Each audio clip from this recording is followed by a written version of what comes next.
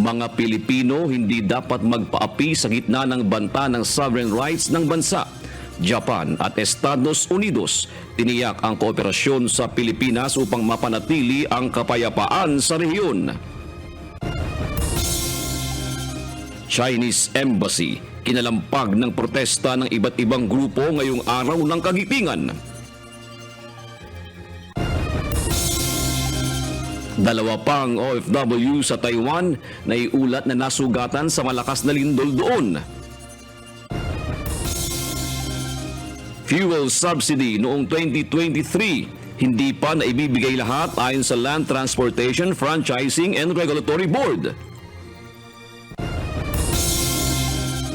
Total solar eclipse nasaksihan sa Mexico, US at Canada.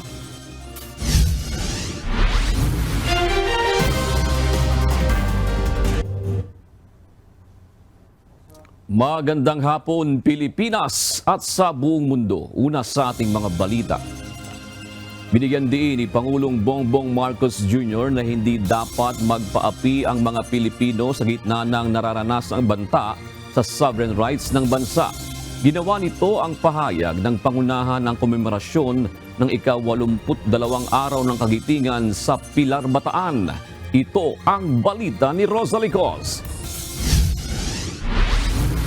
82 years on, our nation remains confronted with novel challenges in varying forms and degrees, but with the same existential impact. Some portend clear and present threats to our sovereign rights and in fact have already caused physical harm to our people. Batid ni Pangulong Ferdinand Marcos Jr. na nahaharap pa rin ang Pilipinas sa sari-saring hamon, kabilang na ang banta sa sovereign rights ng bansa. Ginawa nito ang pahayag sa paggunita ng ika-82 araw ng kagitingan sa Mount Samal sa Pilar, Bataan. Ginagawa ito bilang pag-alaala sa Fall of Bataan noong World War II kung kailan sumuko ang mga Pilipino at Amerikanong sundalo sa mga Hapones matapos ang ilang araw na paglaban gamit ang limitadong armas, bala at supply. Ayon sa Pangulo, hindi katanggap-tanggap na nasaktan na ang ilan sa mga kababayan dahil sa mga banta sa sovereign rights ng bansa. Bagaman hindi tuwirang binanggit ng Pangulo, tila pinatutungkulan nito ang tumitinding agresyon ng China sa pinag-aagawang teritoryo sa West Philippine Sea. Hindi makatwiran o makatarungan, lalo na sa panahong ito ng payapang pakikipag-ugnayan ng mga bansa. Naway magsilbing inspirasyon ng mga kaganapan noong 1942 at ang tagumpay natin noong 1945 sa ating lahat. Gayon din sa ating kabataan at sa mga ating susunod na salinlahi. Tulad ng pinamalas ng ating mga dakilang ninuno, hindi tayo dapat magpasupil at magpaapi, lalo na sa loob ng ating sariling bakuran. Hinikayat din ni Pangulong Marcos Jr. ang mga kababayan na pagtibayin ng pagkakaisa at pagiging makabansa sa gitna ng mga hamong kinakaharap ng Pilipinas. Kasama sa nakibahagi sa paggunita ng Araw ng Kagitingan ang bagong Japanese Ambassador to the Philippines na si Endo Kasuya at US Deputy Chief of Mission Robert Ewing. Binigyang diin ng dalawang opisyal ang pangako ng kani-kaniyang mga bansa sa pakikipagtulungan sa Pilipinas upang maitaguyod ang seguridad at paggalang sa international law sa rehiyon. We, the Japanese people, are determined to never allow the devastation of war to be repeated ever again for the sake of present and future generations. Here on Mount Samat, we recommit ourselves to the quest for peace. We stand united with the Philippines as friends, partners, and allies.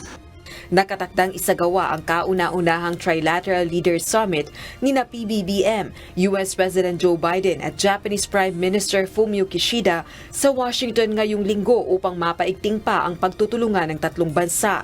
Ito ay upang matugunan din ang lumalalang tensyon sa West Philippine Sea. Samantala, kinilala rin ni PBBM sa Araw ng Kagitingan ang Armed Forces of the Philippines dahil sa patuloy na pagbabantay at pagtatanggol sa ating seguridad at sovereignty. Ipinag-utos din ito sa Defense, Budget at Finance Departments na pag-aralan ng mga kasalukuyang separation benefits ng mga sundalong nagtamo ng permanenteng disability sa pagganap ng tungkulin. To see if these are commensurate to the sacrifices that they have made and submit the recommendation while taking stock of the national government's position. Bukod dito, ipinahayag din ng presidente na dinodoble nito ang kakayahan ng militar upang matiyak ang kanilang safety o kaligtasan sa pamamagitan ng procurement ng akmang military supplies at equipment. Rosa Licoz, UNTV News and Rescue. Diyos ang aming sandigan, serbisyo publiko ang aming pinahahalagahan.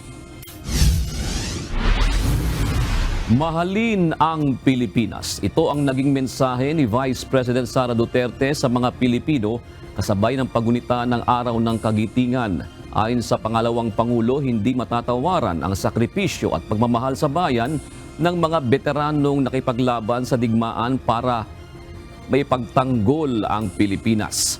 Ang bagay na ito, anya, ang dapat tularan at alagaan ng bawat Pilipino.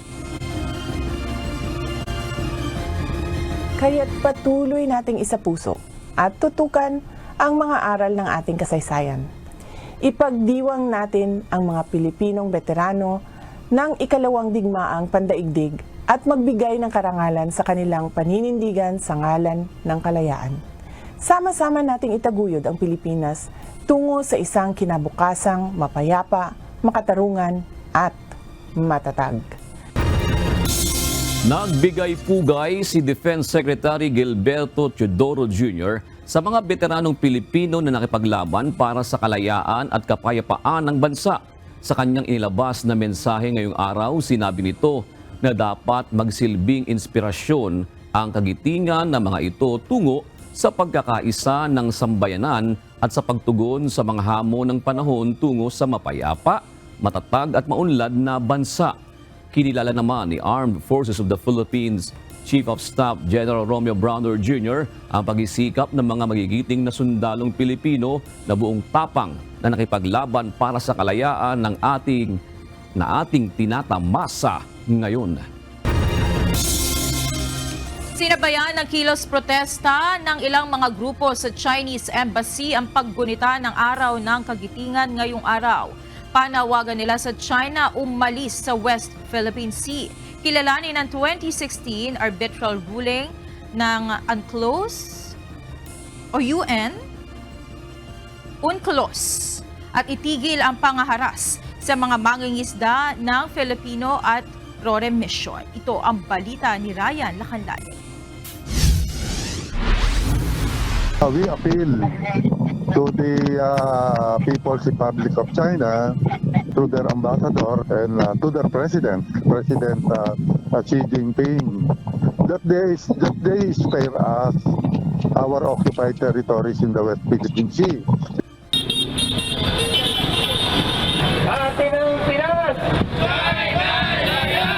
Kasabay ng paggunita ng Araw ng Kagitingan, sumugod sa harapan ng Chinese Embassy sa Makati City ang iba't ibang grupo upang magsagawa ng kilos protesta. Kabilang dito ang RAM o Revolusyonaryong Alyansang Makabansa na karamihan ng mga miyembro ay mga retiradong pulis at sundalo. Isang malawakang motorcycle ride ang kanilang ginawa upang ipakita ang pagtutol laban sa pang-aangkin ng China sa mga teritoryo ng bansa sa West Philippine Sea. Pagtapat sa Chinese Embassy, sabay-sabay silang nag-ingay sa pamamagitan ng busina ng kanilang mga motor. Panawagan nila isaalang-alang ng China ang ilang daang taong pagkakaibigan ng dalawang bansa. So we are appealing to their sense of brotherhood. And then secondly, we are telling them that we will stand firm and we will defend our rights. Ngunit para sa grupo, kung magpapatuloy pa ang ganitong aksyon ng China, dapat na rin nating ipagtanggol ang karapatan ng ating bansa laban sa kanilang pananakop. We will defend our right. We will be, in fact, we have proposed the registration of all our members nationwide to be a reservist in the armed forces of the Philippines in order to be a multiplier force. Maybe we can help if something happens.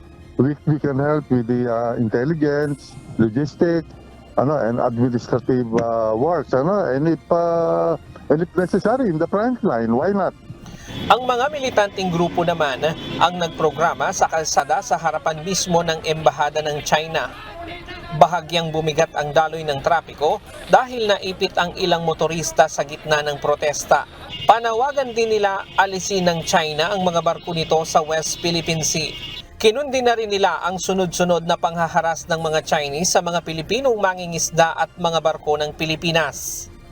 Sa araw na ito at araw ng paggunita natin ng Kagitingan ay nire-registro natin yung maraming pagtutol natin sa patuloy na illegal at walang batayan na pag-occupy ng Chinese government sa West Philippine Sea. Ang araw ng Kagitingan ay mahalaga upang sariwain natin na kayang may magiting na kasaysayan ang mga Pilipino ng paglaban sa mga mananakop na dayuhan. Panawagan din ng grupo kay Pangulong Ferdinand Marcos Jr. para sa pagpayag sa US na muling magtatag ng mga base militar sa Pilipinas na tumutukoy sa mga site ng Enhanced Defense Cooperation Agreements kung saan ang US ay maaaring magtayo ng mga pasilidad, kagamitan sa preposisyon, mga supply at materyales at mag-deploy ng mga puwersa. Ryan Lacanlale, UNTV News and Rescue. Diyos ang aming sandigan, serbisyo publiko ang aming pinahahalagahan. Bibigyang prioridad ng Senado ang pagtalakay at pagpasa sa panukalang buhayin ng Mandatory Reserve Officers Training Corps o ROTC. Umaasa naman ang isang mambabatas na nagsusulong nito na maipapasa ang panukala bago ang ikatlong State of the Nation Address o SONA ni Pangulong Ferdinand Marcos Jr.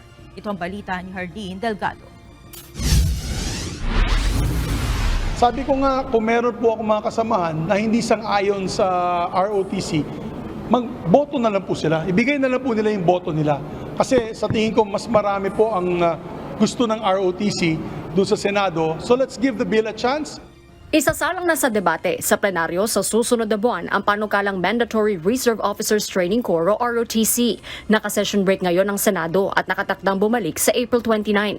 Ayon kay Senate President Juan Miguel Mig Zubiri, dapat bigyan ng pagkakataon ng panukalang batas. Dagdag ng Senate Leader, hindi na lang umano sa sentro sa nakagawiang basic military training ang bagong Mandatory ROTC. Yung ROTC na yun, hindi lamang po marcha-marcha, pumutok ng barel. Ngayon po, ang plano, the AFP has decided to come up with other divisions in the ROTC program. For example, expert po kayo sa computer. Di ba? You're computer experts. Then you will be in the cyber hacking, anti-cyber hacking division of the Service Force. Kung kayo po ay mga engineers, you're students of engineering, they will now assist you on the engineering programs of the AFP. So it will enhance your skills. Kasama sa prioridad ng Administrasyong Marcos ang muling pagbuhay sa mandatory ROTC. Ngunit ilang mambabatas at grupo ng mga kabataan ang tutol dito dahil sa posibleng pang-aabuso at dahil hindi lamang anila ito ang paraan para ituro ang disiplina at pagmamahal sa bayan. Una nang nagpahayag ng pagtutol sa panukala ang minority senators at posible rin bumotong hindi pabor si Senator Francis Cheese Escudero. Pero depensa ng mga senador na nagtutulak sa panukala. Meron naman tayong pinasa na anti-hazing law. We actually improved on the old anti-hazing law, made it a heinous crime. Kaya hindi po ako natatakot na kung ibalik po natin ang ROTC, mababawasan na po o kung hindi, mawawala na pong itong problema ng hazing pagdating po sa ROTC trainees natin. Sigurado yung safeguards tayo. Meron tayong i-establish na mga grievance committee sa bawat ROTC unit. Ang membro nito ay DND, TISDA, CHED at saka local government unit. So merong nagbabantay dyan, nagmamasid, nagmumonitor sa mga abuso na pwede mangyari.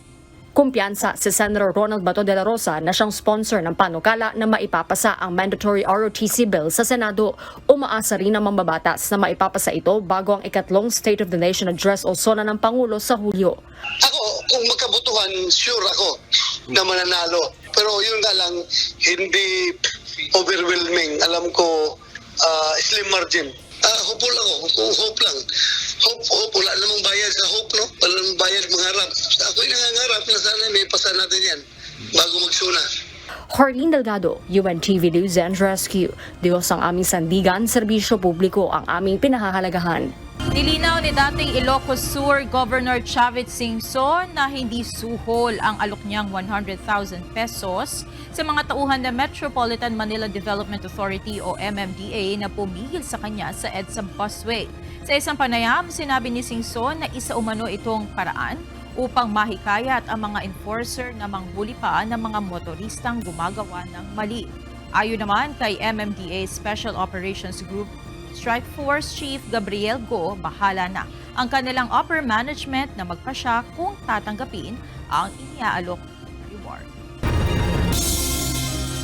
Hindi pa naibibigay ng Land Transportation, Franchising and Regulatory Board sa mga tricycle driver ang lahat ng fuel subsidy na nai-release noong pang nakaraang taon. Ayon sa LTFRB, may problema sa listahan kaya hindi agad mai-release ang pondo. Ito ang balita ni JP Nunez. Yung iba nabigyan na, pero ako hindi pa. Marami pang hindi pa, nagpalista na nga doon sa presidente namin. Ang binigyan dito sa amin sa todo namin, mahigit kami 384. Ang nabigyan lang yung 150. Ang body number ko is 371. Paano ko mabibigyan? Kahit piso, wala. Sa isang toda sa Quezon City, may mga tricycle driver pa na hindi nakatatanggap ng fuel subsidy mula sa gobyerno. Ito'y sa kabila ng 2023 pa sinimulang ibigay ang ayuda at makailang ulit na ring tumaas ang presyo ng gasolina. Naniniwala ang ilang mga tricycle driver na may malaking pagkukulang ang gobyerno dahil nagpasa naman sila ng kaukulang requirements para makakuha ng fuel subsidy. Sa ngayon, nasa higit 60 pesos na ang presyo ng kada litro ng gasolina na gamit ng mga tricycle driver. Kaya naman kailangan na nila ang fuel subsidy para sana mabawasan ang kanilang gastos kahit man lang sa ilang araw. Kasi katulad nito, ang hina ng biyahe, di ba? Tapos tataas pa yung gas. Siyempre, kailangan din namin yun para makadagdag man lang ng gas. Kailangan namin yan dahil sa unang-una nagtataas ang gasolina. Ikalawa, kumakain kami para sa sarili namin, sa pamilya namin. Nagme-maintenance ako, gamot yung dami, oh. Hindi mo naman pwede hingin ito sa kung kanino. Dahil pagpapagura namin yan. Tapos, pambili ng, kakainin na namin, pambili ng, kasi pangako, napako na. Ayon sa Land Transportation Franchising and Regulatory Board o LTFRB, may mga tricycle driver talagang hindi pa nabibigyan ng fuel subsidy. Kung minsan po kulang-kulang yung listahan, kaya yung previous fuel subsidy po na iniatang po at binigay ng gobyerno ay hindi pa ho namin fully na naibibigay dahil kulang-kulang pa po yung listahan na binibigay ng DILG at saka ng DICT po para sa mga delivery riders. Hindi sinabi ng LTFRB kung magkano pa ang pondong nakalaan sa mga tricycle driver na hindi pa naibibigay. Ngunit noong nakaraang taon, nasa 1.1 billion pesos ang inilaang pondo sa lahat ng mga pampublikong transportasyon na inilabas ng gobyerno. Tig 1,000 pesos dapat ang fuel subsidy ng bawat isang tricycle driver na qualified sa programa. Samantala ngayong patuloy na tumataas ang presyo ng petrolyo, naghihintay lang ang LTFRB ng kautusan mula sa DOTR para maglabas ng panibagong fuel subsidy. Sa inaprobahang budget ngayong taon, 1.6 billion pesos ang inilaan para sa fuel subsidy ng mga pampublikong transportasyon. Now we're waiting for the advice from the DOTR para po ibigay sa amin ng pondo para dito po sa fuel subsidy. Sa ngayon may mga pending pang fare hike petition mula sa iba't ibang transport group ang pinag-aaralan ng ahensya. At habang wala pang panibagong fare increase, ginawa ng permanente ng LTFRB ang dating pisong provisional fare increase na inaprobahan noon pang 2023. JP Nunez, UNTV, News and Rescue. Diyos ang aming sandigan, serbisyo publiko ang aming pinahahalagahan.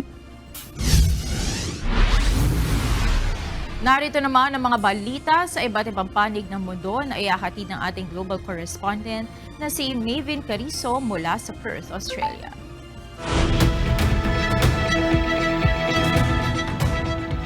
Maven, dyan ba sa Australia ay nasaksihan din yung nangyaring solar eclipse kagabi? Magandang gabi sa inyo dyan, Monica. No? Makikita nga sa iba't ibang parte ng mundo ang solar eclipse kahapon, April 8, 2024. Unfortunately, hindi nasaksihan ng Australia ang solar eclipse. Ang huling total solar eclipse na nasaksihan sa Australia ay noong April 20 pa, noong nakaraang taon, na particular na napansin sa Exmouth, Western Australia, kung saan ito ay tila nagka-eclipse fever nga rin at maraming dumayo sa iba't ibang mundo. Tumatayang 20,000 naman ang turistang pumunta doon na umani ng samot-saring reaksyon sa mga viewers.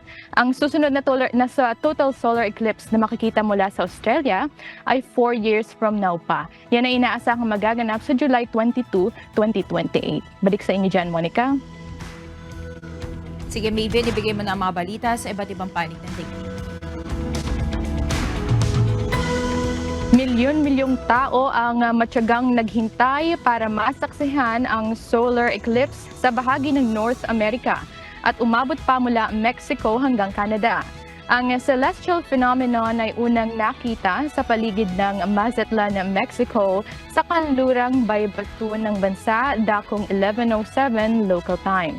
Tinatayang nasa 32 milyong individual ang nag-abang dito mula sa 15 estado sa Amerika. Live rin itong nasaksihan ng iba pang mga bansa via live stream ng National Aeronautics and Space Administration o NASA. Ayon sa tourism experts, nagbigay ito ng halos 1.5 billion economic boost sa bansa. Ang susunod na total solar eclipse ay magaganap sa August 2026 na makikita naman sa mga bansang Greenland, Iceland, Spain, Russia at ilang bahagi ng Portugal. Na-ospital ang dating Vice President ng Ecuador ilang araw matapos itong arestuhin sa isang high-profile raid sa Mexican Embassy sa Quinto. Si Jorge Glas ay nagkasakit sa loob ng kulungan matapos tanggihang ang mga pagkain sa loob ng detention facility. Nasa stable naman itong kondisyon, ngunit kailangan pang obsebrahan muna ng mga doktor bago ibalik sa piitan. Nangangamba sa Ukrainian President Volodymyr Zelensky na matatalo sila sa giyera kontra Russia kung hindi aaprubahan ng US Congress ang military aid para sa kanila. Sa pakikipagpulong niya sa isang fundraising group, sinabi nito na mahalagang mapagtuunan nito ng pansin sa lalong madaling panahon.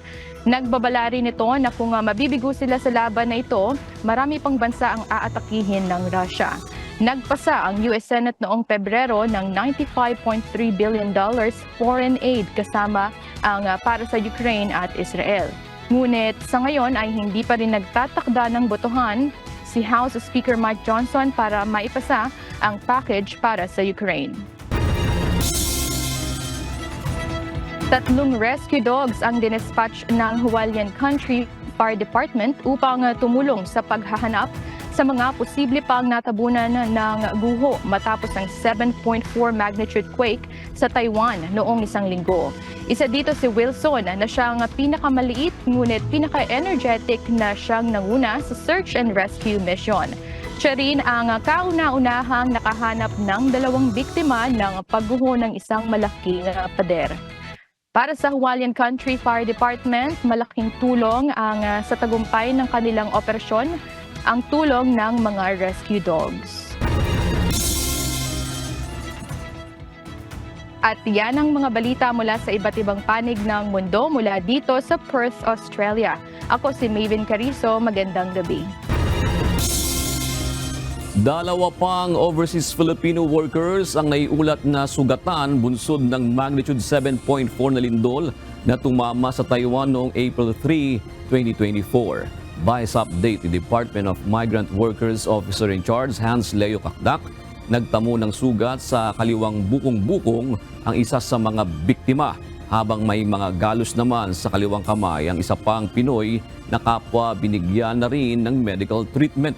Bunsod nito, makit na sa 11 ang mga Pilipino o bilang ng mga sugatan dahil sa nangyaring lindol sa Taiwan. Nauna nang nagpadala ng augmentation team ang DMW doon upang asikasuhin ang pangangailangan ng mga OFW na naninirahan sa Hualien County at iba pang karatig lugar na malapit sa sentro ng lindol. Kinumpirma ngayon ng Bureau of Customs na nahack ang kanilang external cloud-based online applications.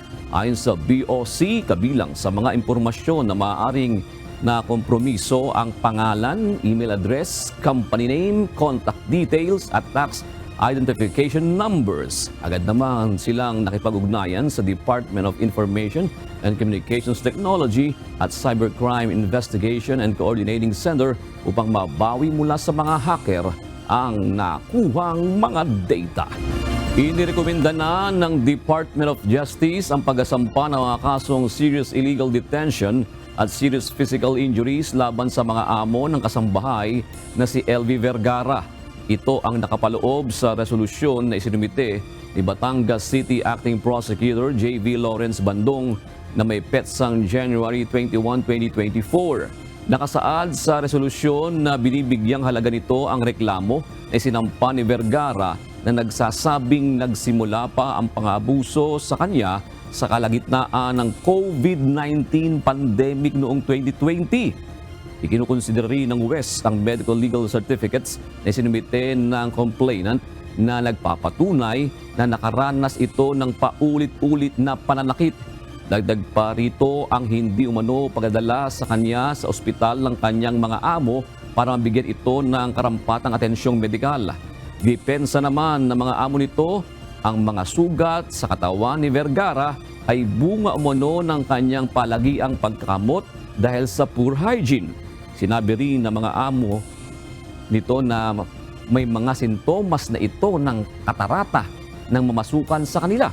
Meron din umano itong mental health issues at madali lamang sana tumakas kung talagang minamaltrato nila ito. Nagpalabas na ng kautusan ng Department of Education Schools Division of Manila hinggil sa gagawing paglilimita ng klase sa lungsod na gagawin lamang tuwing umaga o morning shift.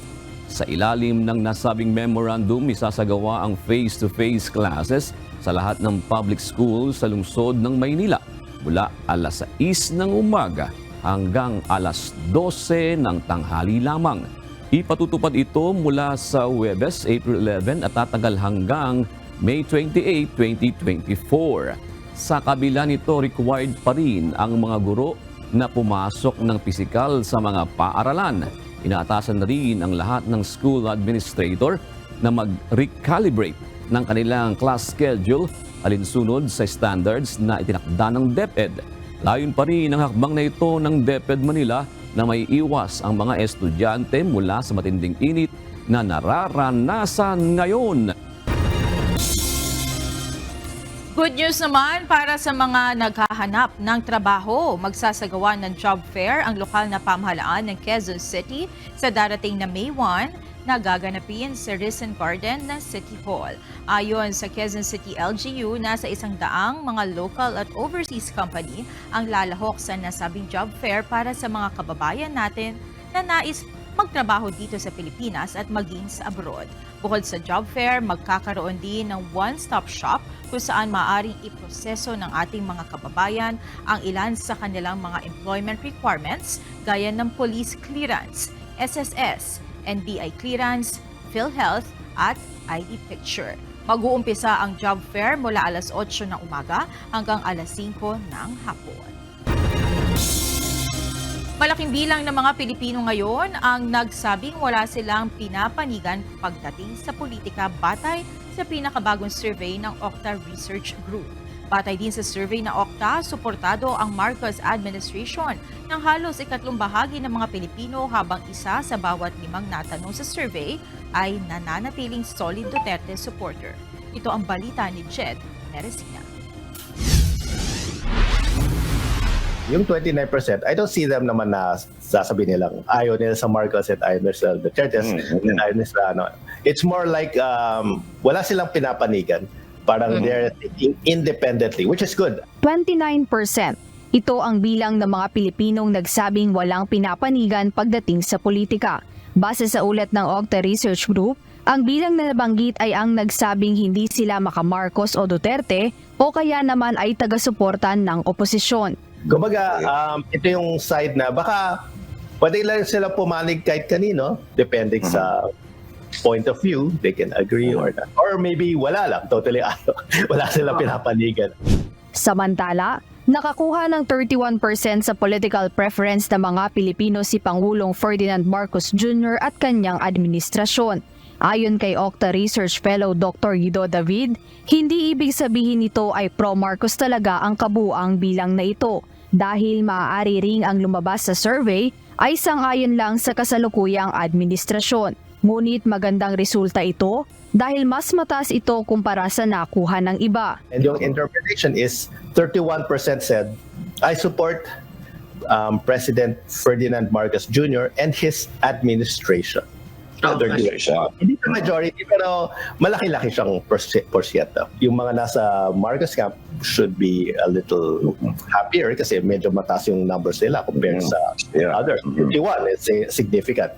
But 31 is not majority. Correct. It's still a minority. Dagdag pa niya na ang 20% naman na nakuha ng pamilya Duterte ay nagpapakita na marami pa rin o hindi pa rin sila nawawalan ng mga taga-suporta. Maybe it's lower than the Marcos, but it's also a function of meron kasing Filipinos, whoever's in power, yun yung sinusupport nila, which is, understandable. So, the fact na the Dutertes are not in power, but they still have 20, I would say that's very significant. 1 out of 5 Filipinos, solid sa kanila, no matter. So, it gives them, I think it should give them a sense of, na parang, we still have influence, we're still relevant.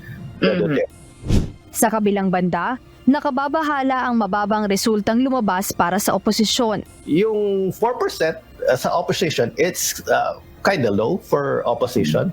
So whoever's in the opposition, I would be, a bit concerned for their political future because, they're not very relevant. Ngunit kung makukuha nila ang 44% mula sa mga hindi nagpahayag ng suporta, at mga hindi pa tumutugon ay halos kalahati ng mga Pinoy ang kanilang maaaring makuha batay sa survey. At the same time, meron 29% na undecided and another 15% who did not answer the question. Ayaw nila bigay yung opinion nila, baka meron silang pinapaninggan or baka wala silang deadma sila. Ganon. So that's a total of 44%. Ibig sabihin, almost half. Almost half. Oo, tama. Almost half. Maganda yan. Kung i-rally mo yung 4% ng opposition dun, sa 44%, 48% na yun, halos kalahati na yun. Ayon kay Dr. Guido David na ang ganitong mga survey ay nagsisilbing gabay lang sa mga botanteng Pilipino. Mahalaga pa rin aniya na suriing mabuti ang mga taong nakikita sa ganitong mga survey. Jed Neresina, UNTV News and Rescue. Diyos ang aming sandigan, serbisyo publiko ang aming pinahahalagahan. Nakapili na ang Commission on Elections o COMELEC ng transmission service provider para sa 2025 national and local elections. Nagpauna na rin ang COMELEC sa service provider na huwag i-entertain ng anumang grupo na maaaring lumapit dito para makakuha ng pabor kaugnay ng nalalapit na halalan. Ito ang balita ni Dante Ambento. Naniwala naman yung inyong Commission and Bank sa naging recommendation ng SBAC natin, ng Special Bids and Awards Committee at saka yung ating Technical Working Group. Sa Huwebes, April 11, inaasahang ibibigay na ng Commission on Elections o COMELEC sa joint venture na I1 Resources Incorporated at Ardent Network Incorporated ang kontrata para sa electronic transmission services sa May 12, 2025 midterm elections. Ito ay mga lokal na mga kumpanya dito sa Pilipinas. Inaprubahan ng COMELEC and Bank ang rekomendasyon ng kanilang Special Bids and Awards Committee matapos ang mabusising proseso. ang joint venture ay siyang magiging responsable sa pagpapadala ng election returns o resulta ng botohan mula sa mga presinto papunta sa servers tulad ng media, PPCRV, majority at minority political parties. Ayon kay Chairman George Erwin Garcia, inaasahan na mas mabilis ang pagpapadala ng resulta ng halalan sa 2025 elections at iwas hacking o glitch dahil gumagamit sila ng makabagong teknolohiya tulad ng ginagamit sa Amerika. Tinest din ng ating mismong DOST, pati ng ating ITD personnel, at nakita nila talagang medyo kakaiba at ito yung pinaka-advanced na technology when it comes to ganito, at mukhang ito mismo yung ginagamit na para protektahan yung sa Central Intelligence Agency at saka sa US military. 1.426 billion pesos ang kontrata na ibibigay sa I-1. Mas mura ito kumpara sa isa pang nagbid para sa kontrata na EV Solution na nasa 1.438 billion pesos. Samantala, babala ng COMELEC sa kumpanya na huwag i-entertain ang mga susubok lumapit sa kanila na kahit alinmang grupo o sino mang kandidato o politiko dahil ang batas ang makakalaban nila rito. Papatawag ko sila in the presence of practically the officials of the commission, and sasabihin ko rin sa kanila yung aking sinabi na ito ay dapat nilang ipagmalaki na nabigyan sila ng pagkakataon na protektahan ang ating demokrasya, and therefore hindi sila dapat magkamali sa bagay na ito.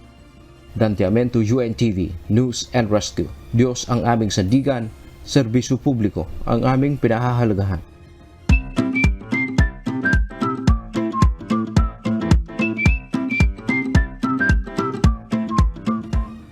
Yun, ito si Monica po yung taga-Bataan.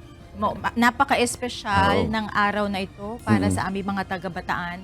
Although yung history kasi ng araw na ito ay medyo malungkot dahil ito yung pagbagsak ng Bataan noong taong 1942 during World War II. Doon nagsimula, no? Oo, pero syempre gusto nating gunitain yung sakripisyo ng Correct. ating mga kababayan para sa ating kalayaan. Kaya naman ngayong araw ay ginugunita natin, hindi lamang sa Bataan syempre, pati sa buong Pilipinas ang araw ng Kasi doon nga yung pinakita ng mga Pilipino kung paano sila pinagtanggol talaga. Kahit na bumagsak pero bumangon. Oo. Yun. Maraming dyan sa Bataan actually. Maraming special historical spots na pwedeng puntahan yung ating mga kababayan. Kung wari gusto nila ng historical tour. Corregidor, ganyan. Oo, at saka sa yung ground zero talaga kung saan nagsimula yung marcha, yung Death March. Oo, yung mga ganon, marami pong historical areas dyan. Hindi lamang yung Mount Samat. Kasi ngayon Ang tamang pagbigas is Samat. Samat, yes. Mount Samat. Yung iba kasi Samat, mabagal. Pero yung tama is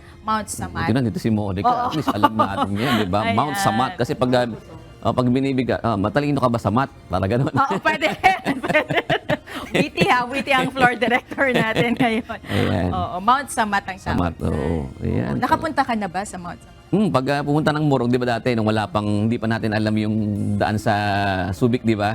Diyan kami Oo, yung umiikot. long way. Tsaka matarik. Mas matarik pag sa Mount Samat. Zigzag yun eh. Zigzag. Nakapunta ka na. Meron dyan yung biglang mapanganib na curve. Yung umpisa pa lang, di ba? Yun, pagka hindi mo kabisado, yun, delikado. Ay, pero totoo yan. Yung talagang, kung aakyat po, kasi ngayon bawal na eh. Bawal na yung mismong, kasi merong yung pagpasok mo doon sa Mount Samat na sa paanan niya, hanggang doon na lang yung mga sasakyan ngayon. Dati, baka nung panahon na nakapunta ka, pinapayagan pang umakyat, di ba? Ngayon bawal na kasi delikado. Medyo matarik talaga. Tapos, hindi masyado mataas yung mga barriers. Kaya dapat, kung pupunta po kayo dyan, lalo na pag may kasamang senior citizen, siguro sa baba na lang. Kasi kailangan mo talagang umakyat doon sa parang hagdan na ilang steps para makarating doon sa mismo dambana. Pero worth it naman pag nasa taas kang ganda-ganda ng view. Maganda yung Bataan eh, di ba? Oo naman. Kita. Lalo na yung nakita mo na yung nasa bundok ka na, kita mo yung Manila Bay, di ba? Tapos yung pag nasa taas ka kita mo, maganda. Tapos may oras yan kung kailan yung sa Manila Bay ay sunset ba ang maganda? Sunset. Oo. Yan, magandang pumunta doon pag bukang liwayway nga ba? Hindi, takip silim. Takip silim. Tapos bukang liwayway is sunrise. So, takip silim. Yan. Basahin naman natin ang ilang komentaryo ng ating mga kausi ngayong araw po ng, ano ba ngayon? Martes na, di ba? Tuesday. Sabi po ni Edgardo Balmores, magkaisa po tayong lahat, mga kababayan, na huwag tayong paapi sa mga dayuhan, lalo na sa China.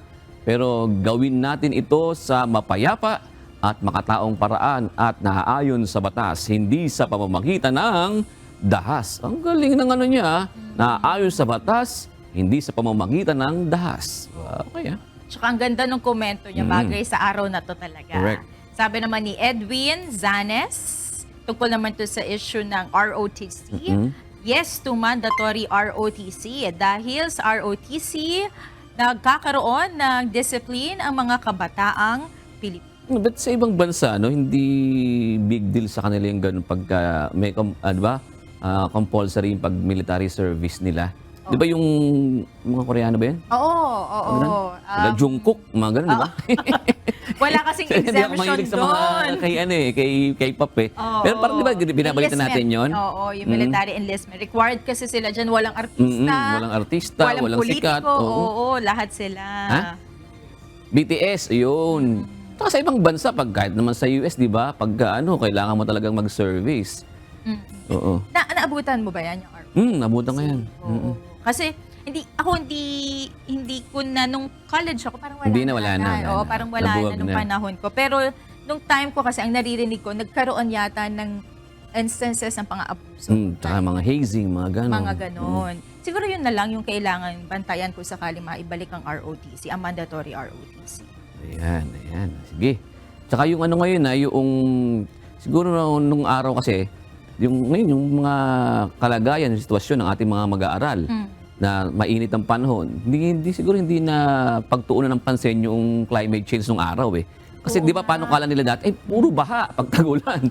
Ay, walang natutunan ng estudyante, kaya gawin nating pag tag-init may pasok. Ngayon, tag-init, ano nangyari? Di ba? Tsaka yung tag-init dati, parang hindi naman ganito yung naaalala ko. Tsaka nakaka-enjoy yung tag-init. Pagka tag-init talaga, yan ang gusto ng mga bata dahil bakasyon yan, di ba? Tsaka ngayon iba yung init. Iba yung init. Masakit na talaga siya sa balat. Yung Humihiwa. Oo Parang niluluto ka sa ilalim ng araw. Ganun na yung pakiramdam ng init.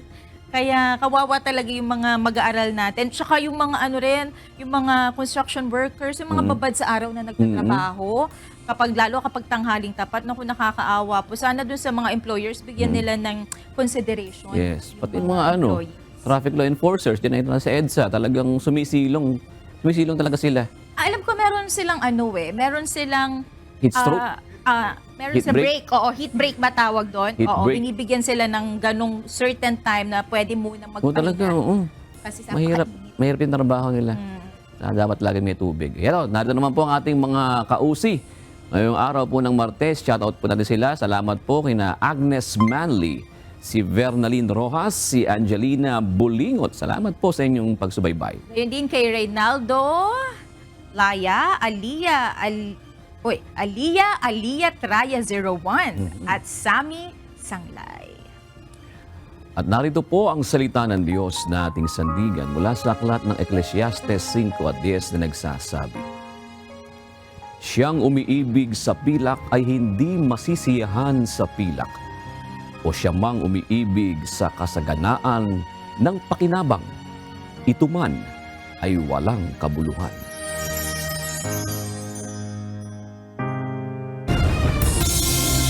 At yan ang kabuuan ng ating balitaan ngayong gabi. Aming inilahad ng buong katapatan kung paano namin nasaksihan.